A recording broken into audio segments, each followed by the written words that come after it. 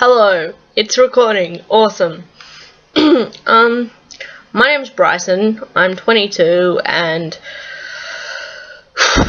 I want to make a video diary of my journey. I was born female.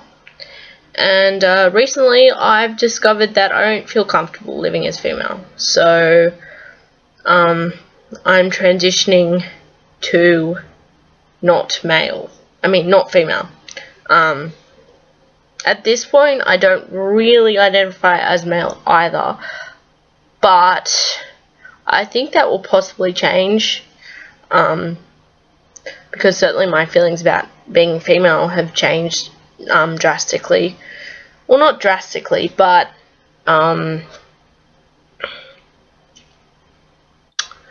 drastically is the wrong word. I guess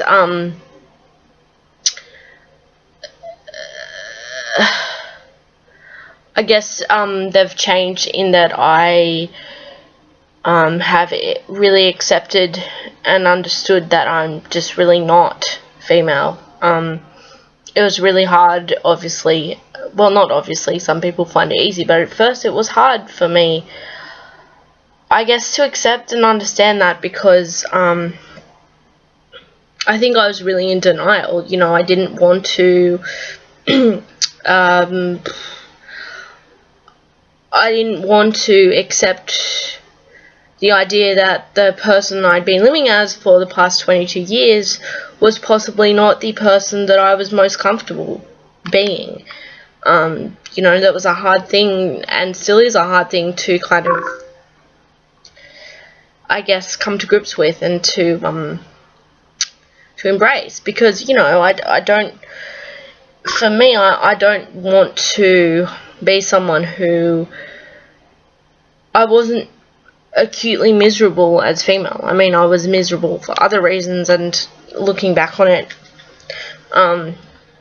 probably a lot of those were compounded by the fact that I wasn't comfortable as a girl, but, you know, I wasn't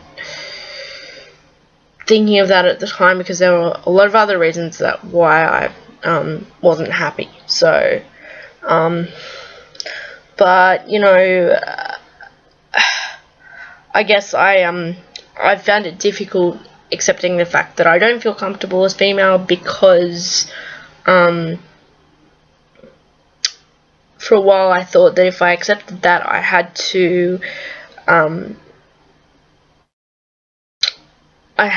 portray this idea that I hated being female and I was extremely miserable, and, you know, and that's not how I felt at the time, you know.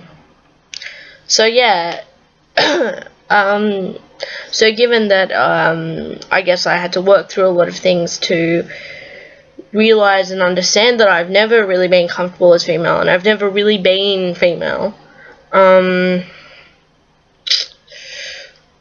I've been able to work through that, and now to get to a point where I can say that is not who I am, it's not who I, you know, feel like I want to be for the rest of my life. I feel like I could continue a journey and quite probably reach a point where I can say that I'm, you know, well, I already feel like I'm a dude, but it's interesting semantics, because even though I feel like I'm a dude, I don't feel like I'm a male, which is, you know, I mean, to most people they would say, well, aren't you just, you know,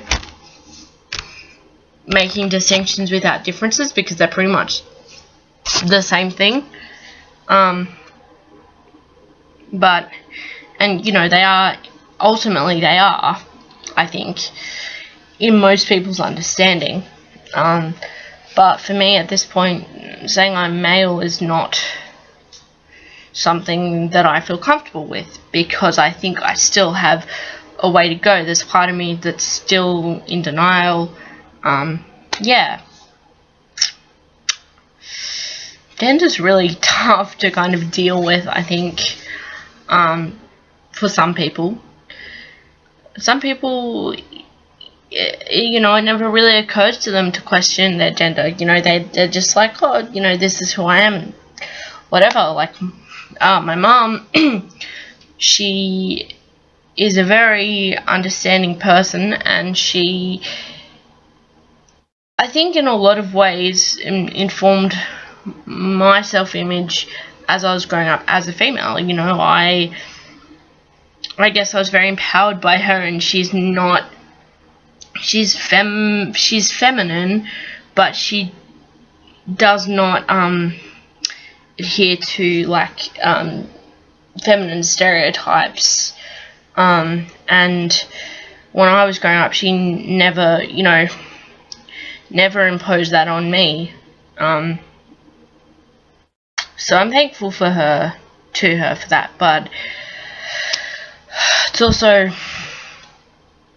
to her, you know, she feels comfortable as a female and a woman and all that, and she doesn't really, you know, I don't think she really understands why anyone would have cause to question their gender, because she doesn't question hers. And so she's kind of like, well, why can't you just be a girl and, you know, wear boys' clothes and bind and stuff, and, you know,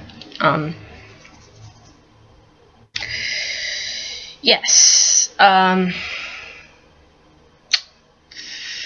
this is going quite long now. I really want to make one that's less rambly. I guess this could just be like a introduction or a practice or something. I'm not going to chuck it out.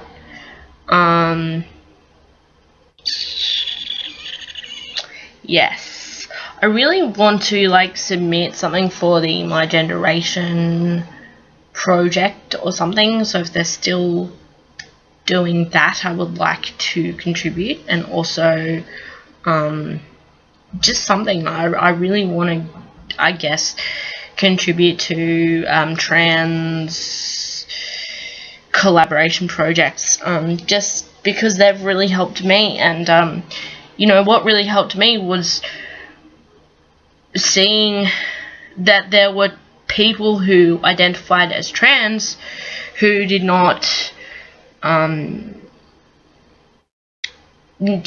fit the typical trans narrative, you know, because when I first started questioning my gender, I thought, there's no way I'm trans, because, you know, I don't have lower dysphoria at all. Like, I don't.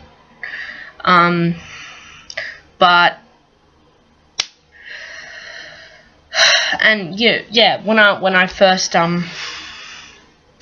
started questioning my gender, I thought, well, there's no way that I am trans, because I don't have an issue with my lower region.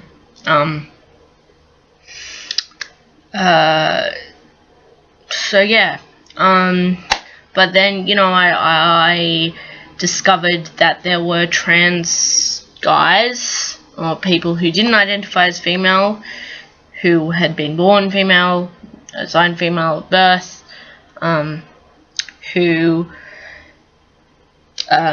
didn't have bottom dysphoria either, or who didn't want bottom surgery, or who, you know, just, I discovered more people who fit more with my experience. Obviously not completely, because everyone's different, but I discovered, the more I researched, the more I discovered people who were closer to my experience than I'd thought anyone would be when I first started out on my quest.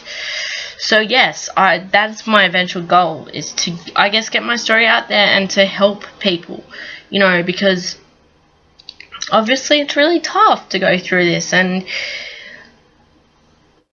if by me sharing my story I can help other people, then that would be brilliant. And I'm going to shut up now because this is long.